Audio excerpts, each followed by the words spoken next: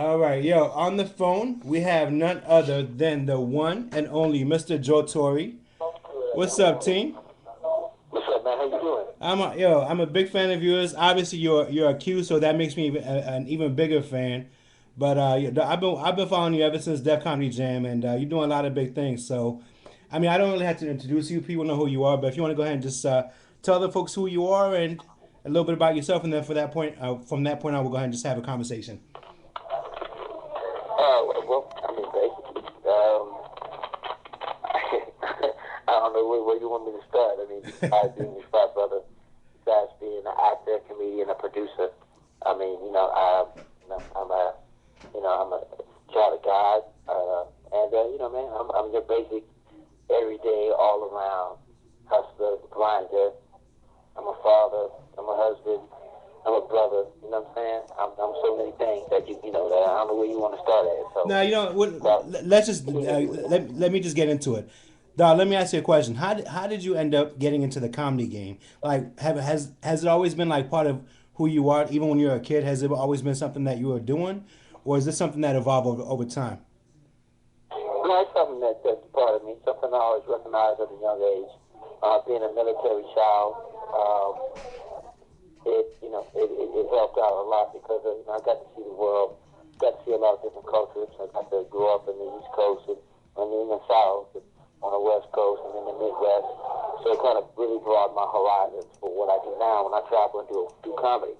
But I mean, it's something that I saw myself, as a child, man. Just that I want to entertain, or I want to be funny, or I want to do something that came on TV or that was in the movies. My first role model, or should I say, the person I tried to emulate was Sammy Davis Jr. Okay. Because he was the first person that really, I saw, or of color, that I was like, wow, man, if I could be just a tenth of that time, I'd be okay. Because Sammy's 7 years old, and he did it all. Yeah, I mean, he sang, he did movies. I mean, that man was so talented. It's amazing what he did, and the fact that he was hanging out with the Rat Pack when back in the day when black folks were not even allowed to use bathrooms. That kind of goes to show you how much of an impact he had in American society at that time. Most definitely. I mean, some people even touching their him being Jewish. So, Right. Yeah, so it yeah, was like this was the main yeah. thing to try to keep, that talent in front of it, man. And Sammy was, to me, he was a hell of an actor. Right.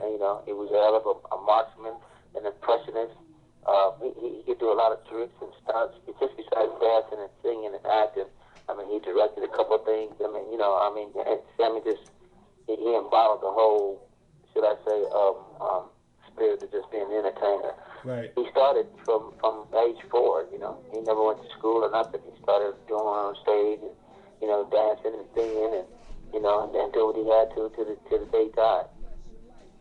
So, all right. So here's my question to you then: would you say that, like, so the first time, when was the first time you saw him, and what is it about Sammy Davis that made you like, made your eyes open up? I mean, was it like a movie?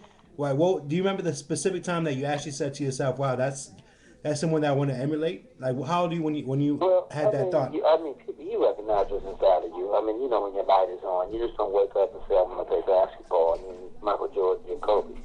People don't make you to be a star. You are who you are. Right. And I recognize it in myself, but I had a side of entertainment. But when you see, something like you're drawn to it.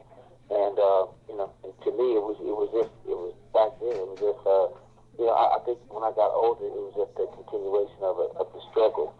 I think you're given, sometimes, sort of like a guardian, even if you never meet him. But people emulate certain things. I mean, like Michael Jackson, you got a lot of people who want to be like him, but they can't be like him. But you can take some of the things from his lifestyle and try to overcome your own negativity to be who you are. Right. Sammy Davis Jr. He embodied everything because I was like, wow, a person that started at 4 years old and went through racism, went through civil rights, went through everything. I mean, blacks not being in Hollywood, went through, he broke very barrier. You could possibly not going to school, not being there, short, ugly, being called everything. He's also an entertainer. So it's like, to me, that's sort of like my need in a way to say, man, you know what I'm saying? There's Right. The reason why you should have an excuse. Now you're right. People have did it, what I'm saying, with less than what you have, Oh yeah. and did it very well. I mean, dog, I mean, I was watching a documentary like 2 days ago, and it was about Harry Belafonte. You know what I'm saying? Exactly, And this exactly. the shit that they were going to going through back in the 50s and 60s, it would make your head spin. Like we complain about gas being high. They were lynching black folks like it was a hobby back in the day. You know what I'm saying? This was like only a generation ago. So, like we really have no place to complain about anything in life right about now. We didn't have a freedom of speech. Right. Right. On Twitter and Facebook and stuff going on now. Harry Belafonte got blacklisted Right. at the time of his career just for being associated with certain people or express some of his ideas. And Mm. at that particular time, you couldn't do it. Yep. Yeah. We take it for granted because, like I said, it's only been a generation. I mean, to be honest, if you think about it, slavery was only outlawed 150 years ago, give or take. You know what I'm saying? Which is not that long in the span of human history. And it was only like 50 years ago that black folks were not even allowed to sit at white counters. And so now, like it feels like we've made it far, but we don't really recognize how much of a struggle it was back in the day and how much people put into to enable us to have the type of lifestyle that we have. And for me, it feels like we haven't taken on the mantle and done the same thing that others have done for us in the past. You know what I'm saying? Like it just feels like we've been content. Well, I mean, that's the catch-22 right there. I mean, because I think every era has its own challenge. Right. And right now, slavery is still going on. It's just called prisons right now. Oh yeah. It's called gang banging. It's called, what I'm saying? It's called alternative learning. I mean, that's what it's called. Those are the setup tools for it. It's called halfway houses. I mean, Mm. those are identifiable facts. Community service, being at the highways, anything they can get free and labor out of you for some of your mishaps. I mean, that's the way you think they're Yeah. going for more beds in prisons and building more prisons and doing all this stuff like that. Because to me that's free labor. It's Yep. your slavery now. That's not outlawed. But you're gonna have to get that work done some kind of way. True. You know what I'm True. saying? So I think they just changed the grade of it, and if you fall into the but I say that little gap right there, then that's where you're at. Right. But we got the internet. We got so much other stuff nowadays that there's a vice versa from that. Right. There's that catch-22 there. It says, okay, well, here's your way out, and here's your way in. Right. And which do you choose, and what do you become greedy enough to become a victim of? Right. I feel you. I mean, I don't want to dwell on this topic too long because I want people to have a good time while listening to you as well. But like what I'm saying, like I don't want. You talk about what you want to talk about, man. We talk about fun stuff. Like I've been hyping the whole day about how they're gonna be laughing the whole time, and now me and you over here having a Malcolm X conversation. So you know what I'm saying? Like, Yeah, I mean, some people try to, they probably don't think that, that I can be as, should I say, or that some people can be as intelligent or as informing. But right. it's cool. It's always good to laugh and cry at the same time, especially if those tears are for joy. Oh yeah. Because your heart is releasing information. You know what I'm saying? Yep. But at the same time, I mean, they think that there's that why the reason why I do comedy. You know what I'm saying? There's the drama and there's the theater face. Those faces of humor and drama. And I try to keep all the drama inside. When you see me on stage, you see me at my outward, my outward, should I say, projection. It's happy. It's humorous. Lovely. Right. Positive. Now here's the thing I don't get, dog. Now you said Sammy Davis as your role model, but I could have swore you're gonna say Richard Pryor because I've seen some of your some of your Def I mean, Jam no, and I said that's my first role model as far as, true. being able to, you asked me a question when I first started, I got you. how was I doing that, and I'm Now, thinking, well, that was the first equipment. now the reason I'm saying Ignoring, that, but, I've been role models after that, many teachers, Richard Pryor, Robin Harris, right, they were all good friends of mine, and those were my teachers, right, as far as role models as well, as far as in in the game of comedy, and that's in the struggle of life. You know what I'm saying? I knew both of them. And, you know, Richard, who was another beacon of mine, and which I say is, you get examples, and I say another muse, another guardian. He was the example to, okay, once you reach your peak, you know, don't abuse your gift. How far to go with, you know, with your power that you have as meaning talent. And, you know, some people abuse it. I mean, you know, Richard was a martyr for what he did as far as with comedy, coming up through, you know, civil rights, coming up through not having the proper stage that we have, and he made it through his pain and struggle. But at the same time, you know, his demons got the best of him. And that's, you know, that's why I draw my line. That's why I draw the boundary as far as, what should I say? You know, if I like to get inebriated, then I know what's the limit of that. If I like to indulge in a certain particular party, should I say, social, right. you know, higher, getter, upper. I mean, I know the limit, and I know the end of that, because there's the ghost, there's your samples. You know what I'm saying? So in other words, you know, I know how far it is to push my limit. I know how far it is to God bless me with my talent with a go. True. Because at the end of the day, you need your help. And if you can't, you know, can't live your dream, you can't be healthy enough to do what you inspire others to do and what you try to do yourself to do. What's the whole trip for? Yeah, I mean, look at what happened to Whitney Houston. You know what I'm saying? So. Exactly. But I mean, you know, at the same time, like I said, Whitney's a martyr. Yeah. Whitney lived. You know, she said when you're an entertainer like us and like them, you know, you're double your age. You know what I'm saying? And you're on 24/7. There's no private moment for you. Everything you do is news. So you know you're grinding from making a baby to being a mama to being on stage to, you know, not doing nothing. If you're not doing nothing, you do something that's new. So you're constantly on the job. And I always say, you know, Whitney died on the job. Yep. Red Fox died on the job. You know, Michael Jackson died on the job. You know what I'm saying? Damn. That's deep, dog. I mean, I guess the question for you then is, how do you handle the fame? You know what I'm saying? Like, I can't imagine stepping outside my house and going to like Harris Teeter's or Safeway, and then people are gawking at me every 2 seconds. Like, how do you handle that? I mean, you know, you have your balances, man. I mean, you gotta have your balances as far as where you go and how you do it. And then, but some people like that. I mean, you know, I saw at an age when I was first coming up, I never wanted that Michael Jackson feeling where women are screaming and chasing up the car. I mean, like, the chasing up the car is cool, but when you have people falling out, passing out, killing themselves, doing that, they met you, they shake your hand like you're Jesus.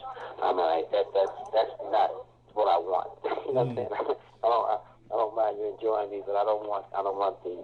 Hey, dog, hold on. I don't want the worship. Let me get that for one night. I'd be happy, and then I could be like you. You know what I'm saying? But I want that for one night. Nah, you don't want the people to worship you. Nah, I'm just gonna say like you. But that's insane. That's a little over the top right there. I mean, because people don't know how to identify with that, and then you become their leader, and you don't want that. You just want to sing a couple songs to make them feel good. Nah, I feel you. Tell a couple jokes and let them go home. Yeah. You know what I'm saying? And that's it. So my thing is having that is kind of hard, but I have my balances, man. I don't pray for superstardom. I never try to get superstardom where I'm like that. I think I'm in the skin that I am, and you know, because there's people like me. You know what I'm saying? There's all kind of flowers in the world, and there's all kind of trees, and you know, if I'm to inspire, you know, a generation of trees like me, then they are. Yeah. Because, you know, there's superstar trees, and there's palm trees, and there's trees that reach to the highest point. But they also take a lot of wind and a lot of weather and a lot of branches broken. And they have to endure a lot to get that high. You know what I'm saying? Now I hear you. I mean, I could hear it in your voice that you're very humble. You know what I'm saying? Because there's some people that just want to get the fame. But you know the story about Kid Icarus, that the one that was flying to the sun, and he got so close to the sun that he ended up melting his skin off. I mean, his wings off. You know what I'm saying? So it's funny how the little stories, the little tales and stories you hear as a kid come back to you. Right. They're like seeds planted, so when you get to the limit, I mean, just like your temperature, it's trying to tell you something. When you get to 106, 107, you're about to pop. You know what I'm saying? 110, 112, do something. Right. Look at those things, those telltale signs in your life, man. You know what I'm saying? That you need to back up, you need to recognize, you're flying too high, you get close to the sun. Mm. And, and that's just me. I pay attention to that. Now, when you're high and you're on drugs and you're doing other stuff, you don't get those signs. You Yep. get them, but you don't hear them, or you mask them, or you ignore them. Mm. Or you think you got superpowers because you're a superstar. Well, that's because everyone's telling you that you're a super. So you know what I'm saying? Like everyone is patting you on your back, telling you how great you are. You end up believing But it. well, I mean, to circle up on your question, I mean, you have to have a good foundation to be Right. able to handle the starter. And I'm not going to act like I've been this, I've been all this all my life, but I've always kind of knew who I'm gonna be. I've never not done nothing and not conquered it or not made it come to light. But I've been popular pretty much in sports and different things and different ventures that I set out to do. So, but the foundation of being successful in just about everything is not a surprise to me. Mm. But it's not being, it's not being egotistical saying that either. Just that, I recognize a certain amount of attention I'm supposed to get. Get a little loud on the background, dog. You good? Yeah. While you put the phone on mute, let me just do a quick programming note. This is BC Radio. BC Radio is a 24/7 radio station that plays hip hop, reggae, R&B, and of course Ethiopian and Eritrean songs as well.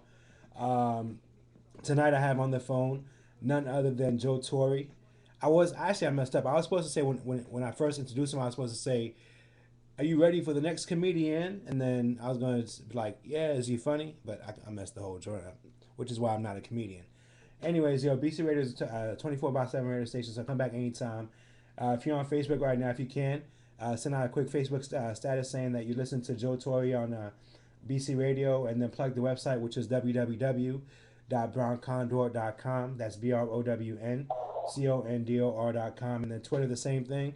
So you listen to Joe Torry on BC Radio. Hello, I'm still here. Yeah, we're good. I'm just letting people know how to update their Facebook and Twitter accounts, and then use hashtag BC Radio. So, Don, let me ask you a quick question. Now, I've seen a lot of your comedy shows, and the one thing that you do that I find hilarious is when you kind of like you jab at the audience. Like there's people that come to your shows wearing the most ridiculous outfits. Like, do you go through in advance and pick them out, or is it just spontaneous? You know what I'm saying? I don't know, man. I mean, it's just spontaneous. I mean, I work better when it's spontaneous like that. I work better, and that's my gift, kind of creating it right in front of everybody. Right. As a matter of fact, when they used to try to Def Jam, used to set people up in situations where the fat guy here put this girl to head, and I'm like, nah, don't do that. Don't do that. That I don't want to feel forced, and then because the audience feels like, oh, don't you see this person? Say something about him. Right. And then the mood is ruined. Mm. I like creating something like right out of scratch. Seeing something that people didn't see right out the top. Because when you start setting props and doing things like that, then you're not thinking for yourself. You're not using your talents anymore. True. And I just have a natural talent to be able to just paint pictures that everybody else can see with somebody sitting there with a suit on, or the glasses, or the haircut, or the shoes they got on, and you don't even have to see it. You know what I'm saying? You could be up in the balcony, or I could be talking to somebody in the front row, but I can draw that picture for you. And and I can't do that, if it's already set for me. You know what I mean? Right. I feel you. So let me ask you a question then. What is the most hilarious thing that you said about somebody in the audience? You know what I'm saying? Like, I know you've done a lot, but like, what stands out in your memory of someone that came that was so outlandish and you had no choice but to just get at him? Do you have any particular thing in mind? I mean, it's just a bunch of stuff. There's so many situations, man. You asking me, I'm as a sniper, which kid do we enjoy? All of them, man. Shot it down. That's what time. But, I don't, Oh man. I don't know. I mean, hey, I mean, I don't have anyone like in particular, like because it's embarrassing things that they go through. My Right. thing would be, okay. I one time this guy he had a seizure. A seizure. Yeah, and Uh, Jeff Jeff. okay. It was more like moments. So I had a seizure, and I didn't know it, and it just started. I was out doing like 2 3 minutes of jokes, and then it was it was like commotion up in the balcony, and people you hear people just start bumping and stuff, and I was like, oh man, you thought it was a fight, and like, okay, who's fighting? He's fighting up in the balcony. Who's fighting in the comedy show? People hollering down, no, no, no, seizure. And I was like, really bad? They said, yeah, somebody having a seizure. And I was like, what? Somebody's having a seizure. Get some help. I said, oh, I'm having a seizure. Oh, damn. And he's like, okay, yeah, I thought somebody was fighting in the comedy show. I said, well, is he okay? Did he grab his tongue before he swallowed it? I don't know. People started laughing. And it just got funnier and funnier. And I was like, I was like, is he okay? They said, yeah, they think he's okay now. I said, well, damn, okay, because I don't want to keep, going on with the jokes and stuff happening. So he said, okay, who was that player makes up there? I said, well, damn, I know my jokes funny, but they ain't that funny. You laughing so hard, you laughing yourself to a seizure, you got to know when to stop laughing. So I was doing the jokes about how he went into it, where he should have stopped at. And then, all of a sudden, somebody like comes back like in the front room just sits down. It's like we don't do that in TV. I'm like, where'd you come from? So it's like, I was up there helping him, with the seizure. I was like, he's like Captain Negro Man or whatever like that, because I didn't see him disappear. It's one of the funniest things on Def Jam. And I did the whole thing like he just figured somebody was having a seizure and he just disappeared and was upstairs. He had a problem and he came right back. And that was one of the funniest moments that on tape that you could see. Damn. As far as that. That's what's fun. See, the funny thing is, I wrote an article today, right? And it was about you. I don't know if you had a chance to check it out, but the title is called "Tears and Laughter." You know what I'm saying? And basically, I was saying how like a comedian like you will take any situation, like a bad situation, because in life, we really have two choices. You know what I'm saying? Like we are born crying, and then we end up dying, and then leaving other people crying, and in between, we had nothing but laughter and tears. You know what I'm saying? And every time something bad happens to us, we have a choice. Oh, sometimes we don't have a choice, but it's a transition between laughter and tears. And so, like the gift that you have is that you could take a situation where somebody has a seizure and he comes out of it. And instead of that being a bad thing, you make it into a good thing. You make it into something to laugh about. You know what I'm saying? So that is a gift that very few people have. Like I'm pretty sure in your lifetime. I mean, I'm not gonna sit up here and be Dr. Phil, but you've been through a lot of shit in your life, like all of us have. And I'm pretty sure that every time something bad has happened, you found a way to laugh about it. And so that's a gift. Because the other option is to crawl inside your bed and cry about it the rest of your life. And so the whole article is about that. So it's funny now that you're saying that about the guy that had the seizure, and you turn that into a moment to where the guy laughed about it, you laughed about it, instead of having everyone being all, stressed out and who knows what else could have happened. So you kind of went right into the point of the article. So I appreciate that gift that you have because you could take any bad situation that happens and you make it into a good situation. Well, I appreciate that compliment. Thank you for your kind words. I mean, I didn't get a chance to look at the article. I saw it. I've been flying all day. As you know, I'm in Cleveland, Ohio right now, Yeah, performing at the Improv. Cleveland. Yeah, Cleveland, Ohio, baby. Yeah, man, the it's one of my favorite places, man, to come. Usually I don't go and perform somewhere for like 4 days. But as a comedian, you got to go to the gym when we're working on stuff. You find, there's nothing better than being on stage like 4 or 5 nights in a row. You know, doing 6 shows in a row, having intimate conversations and just with people in these comedy clubs. And that's like our gym. That's like where we go work out, man. And, before we go back to theaters and 3,000 and 4,000 and 10,000 arenas and seated where you don't even get to, see it. So it's not intimate anymore. It's just a show and it's an event. right. Cleveland is one of the places where I like to come here, walk around, see the people, go to different spots, eat at different restaurants that you can hear around that now. If somebody else is doing this, I'm meeting a person that's doing a newspaper article on me, and the plane was late getting in, so sorry for all the noise. Are you good? That's where we're at. They're being very patient while they're eating, so they're doing another story.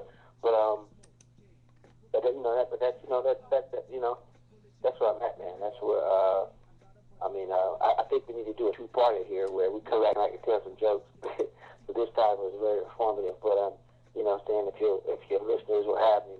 I'll come back on, maybe next week after, or whatever like that, and we could really get to some funny stuff. Well, so one of my audience members actually dared me to go into a Jonah competition with you, and I I told won't do him. that, man. You don't want to do that, buddy. And so, Yeah, a lot of listeners. so I wrote down like 55 jokes, but I'm not gonna do it. Yeah, we may not. The host never does that. Just let us do that. But Just yeah, I let us just leave the head shut off. I figured as a cue, you're gonna like I'm a bruh, so I just figured that you might show a little mercy on me, but probably not though, right? And you know what I'm saying? And you asked me you asked me to shoot you in the head, but where you want me to shoot you? What spot? Because I'm gonna shoot you in the head. So the mercy would be with your forehead, the back of the head, the side of the head. They want me to take a bullet out. You know what I'm saying? So I'm gonna shoot you in the head. Hey, I always said this stuff one time, man. Back in the day, I would say, man, why would anybody walk up to Bruce Lee and slap him and not expect to get their ass whooped? You know what I'm saying? I'm just saying. So when people try comedy or try to come at me, it's the same way. Like, what you expect gonna happen? Yo, dog, let me tell you about what happened to me one time. So, what's his name? Joe Claire, right? Yeah. This is back in college.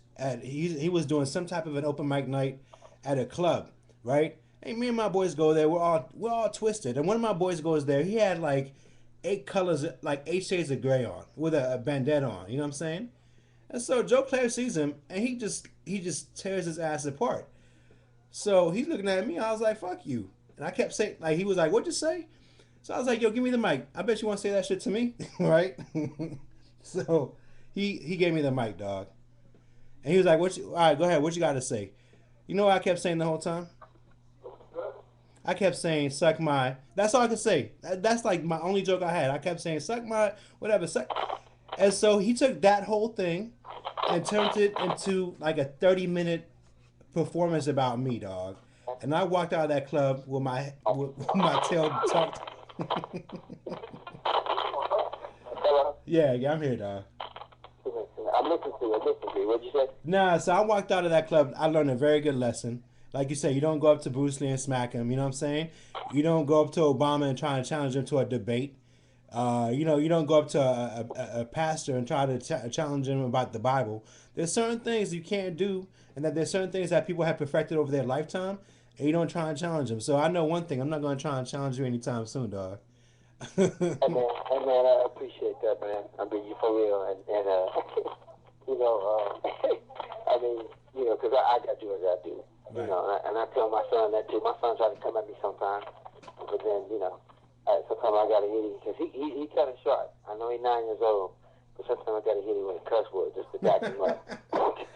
I got to cheat a little bit because he'll get a good one in on me, and I'm like, yo, I got to use something. So hey, because I didn't get sharp with his skills, but Oh man. when you are the sensei, you are the master. Hey man. Yeah. Well, you know what happens when you wear the ring, everyone tries to come after you. So that's just what I guess that's part of life, right? Right. Now, I have to give a big, if you don't mind, wrap it up. No, go ahead. Actually, you know what? I know. Jezebels, they turned the music off. They've been very accommodating Okay. for me. They asking me, and I'm sure I haven't had the music off. They've been playing jazz for 30 minutes now since we've been on. So No, you're good. Actually, you know what? Let's go ahead and wrap it up. If you can, just let the folks know where you're going to be at this weekend so they can check you out, and then I'll go ahead and tell them the rest. Okay, yeah, man. Well, they go to my website and find out exactly where I'm at. But this weekend I'm in Cleveland at the Improv in the arcade. I mean, with Cleveland Improv in the Flats, beautiful new building with a restaurant and all that stuff. Next week I'm in San Diego. Week after that I'm live in Dallas. Maybe I'll come on that week, man, and we're taking the DVD. Myself, Chris Thomas, Reginald Brubman, Ballard, Mike Ralph, and another young lady, Barbara Carlisle. Okay. Laughing in your face. Man, it's going to be dynamic. I'm the host of it. It's coming out on DVD. And, after that, man, I'm on the Tom Hunter cruise, then on the cruise with State Veterans. But let's try to chop it up between now and then. That's what's up. If you want to reach me, I'm at Joe Torry 1. Gotcha. And I'll go ahead and let the folks know how they can get in touch with you on the website and everything else. And bro, it has been a pleasure.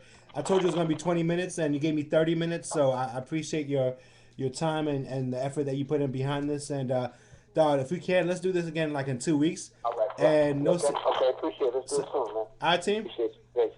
All right, bro. Have a good night, man. Stay blessed. No doubt. Definitely. Peace. Yo, again, that was Joe. Excuse me. That was Joe Torry, the one and only Joe Torry. We had a 30-minute conversation. He was very selfless with his time because initially, I mean, he has like 20 people waiting for him to do other interviews and other things that he's working on over there, and so he gave me 30 minutes instead of 20. So, and I'm pretty sure he could have gave me more. I mean, 30 minutes when you have a show going on and you have a lot of things going on is a lot of time. You know what I'm saying? As when you're a star, every minute counts, and so for him to sacrifice 30 minutes out of his day and not only let me interview him, but let my listeners hear his words as well. And it was really unexpected because what we talked about for the first almost 20 minutes was actually like just it wasn't about comedy, it was about life. But at the end of the day, what he does through jokes is really life. You know what I'm saying? Like every time that we laugh about something, we don't laugh about it because it's not true. We laugh at it because it's true. We laugh at it because that's something that every one of us go through. You know what I'm saying? That's what comedians do. They take stuff that happens to us in real life and they turn it into comedy. But it's only comedy because it's only comedy because it's the flip side of something tragic that happened to us. So anyways, it's been a pleasure. Joe Torry, thank you again for giving me, dialing in. Hopefully we'll catch up again in the next 2 weeks. And next time we're not going to necessarily talk about history and politics. We're going to just talk about comedy and go from there. Again, follow Joe Torry. His Twitter handle is Joe Torry.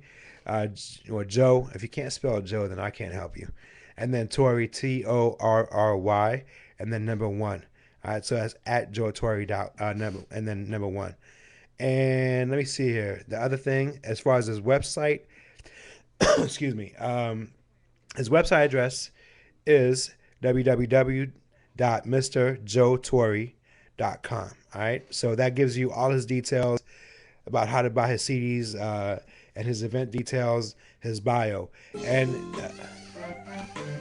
all right. So Joe Torry has some funky music on his website. Anyways, so stay tuned in because I'm gonna go ahead and play some music for the rest of the night. I'm gonna play one clip of Joe Torry at the Def Comedy Jam. It is hilarious. Obviously, that's why I'm playing it. Excuse me. One last thing before I sign off from the interview section. If you're on Facebook right now, if you can, just say, "Yo, I just heard the best interview of Joe Torry." Whatever. If you're a good marketer, just say, "I just heard a good interview, great interview, dope interview, whatever, of Joe Torry on BC Radio," and then plug the website, which is www.browncondor.com, and then let people know that there's going to be music the rest of the night. Same thing on Twitter. Just say, "I just heard a great interview, dope interview." If you're Ethiopian, just say Arif interview of Joe Torry, and plug the website, which is www.browncondor.com, and then use hashtag BC Radio. Also, if you're on Twitter, everyone that's listening right now, if you can, just send Joe Torry a quick tweet and say something like, "Yo, thank you again for tuning in to BC Radio." His Twitter handle is at Joe Torry1, at Joe Torry1. So send him a quick tweet and tell him thank you, and definitely follow him as well. You know what I'm saying? He's a humble man, as you could tell. But if you get on his wrong side, he'll shoot you in the forehead with the comedy. You don't want to get on his wrong side. So don't try to challenge him on the comedy level with your tweets, because that might not be a good career move for you. Anyways, here's a quick clip of Joe Torry performing at the Def Comedy Jam. Let me see here. Let me cue this up real fast. And after that, I'm going to go ahead and wrap up the interview section, but then it's going to be music the whole night. If you want shout outs, I'll be going back and forth, but I'll be pretty much on the air as well. All right, here's a clip from Def Comedy Jam about, let me see here. I don't know how long, this might have been like 10 years ago maybe. Enjoy.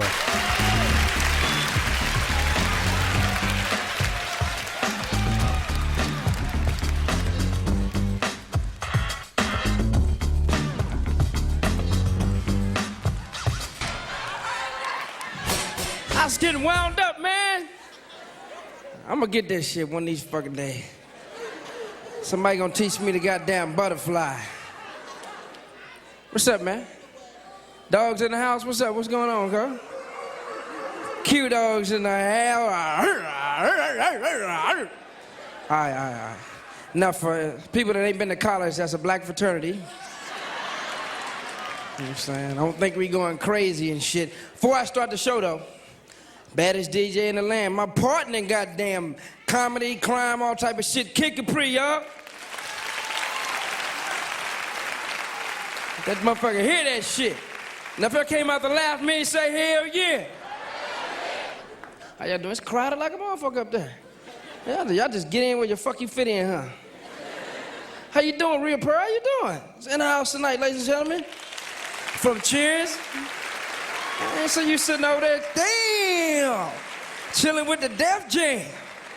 God damn, motherfucker that Cheers is like, what the fuck? Ah, damn, how you doing? Thanks for coming to the show.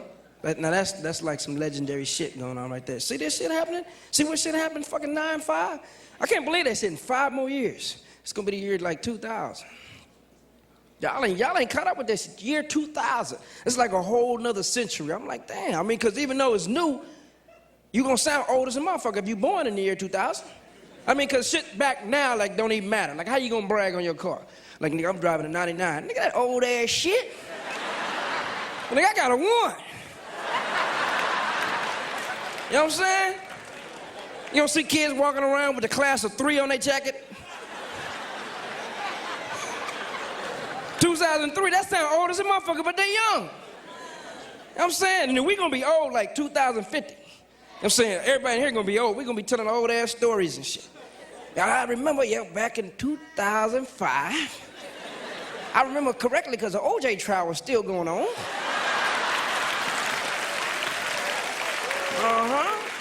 Michael Jordan had just won the World Series, and Farrakhan was president. I want to thank Joe Torry again for calling in and giving us 30 minutes to talk about what he's doing. The majority of the interview was actually very deep, and it was discussion about history and black folks and the struggle. It got funnier at the end, and so we're going to try and set up another session where we're going to just talk about shit and just laugh the whole time. But when I do interviews, to be honest with you, I'd rather no matter who it is, a singer, a comedian, I really do want to talk about their background and talk about the struggles that they've overcome. Whether it's just as a black person, as a Latino, as a white person, whatever, because every one of us has gone through something and we have a story to tell. And so, he provided that. It was a very deep and inspiring conversation. So I want to thank Joe Torry. Thank you everyone for tuning in as well. One last note again, BC Radio is a 24/7 radio station. Plays hip hop, reggae, R&B. I'm Ethiopian. The massive that I reach out to the most are the Ethiopian and Eritrean communities. So obviously there's going to be a lot of Ethiopian and Eritrean songs as well. But I'm an Ethiopian that grew up for 30 years of my life in America. So I'm also African American. I stand right in between the two lines. So much respect to Ethiopians worldwide, to Eritreans worldwide, to the African diaspora, African Americans, Latinos. To be honest with you, just much respect to humanity, period. Again, this has been a BC radio production. If you can, I'm about to play some more music now. If you could just change your Facebook status to say something like, I'm listening to some dope music on BC Radio. Check it out. Plug the website, which is www.browncondor.com. That's Brown Condor. It's not Brown There's a lot of different ways people say Brown Condor. It's Brown Condor. BROWNCONDOR.com. If you're on Twitter, send a quick tweet saying, I'm listening to some dope music on BC Radio. Again, plug the website, which is www.browncondor.com, and use hashtag BC Radio. All right. If you want to, send me a tweet and tell me what song you want to hear. I'll be the DJ for the rest of the night. If I don't have it on my iTunes, I'll look it up on YouTube. So my Twitter handle is Brown Condor. It's at Brown Condor. Definitely follow me, and I'll follow you back as well. And then request any songs that you want, and we'll go from there. All right. Again, thank you for tuning in, and thank you again for Joe Torry. If you're on Twitter right now, if you can, send a quick tweet to Joe Torry and say, thank you again, bruh, for letting us hear you. Whatever, like whatever you want to say.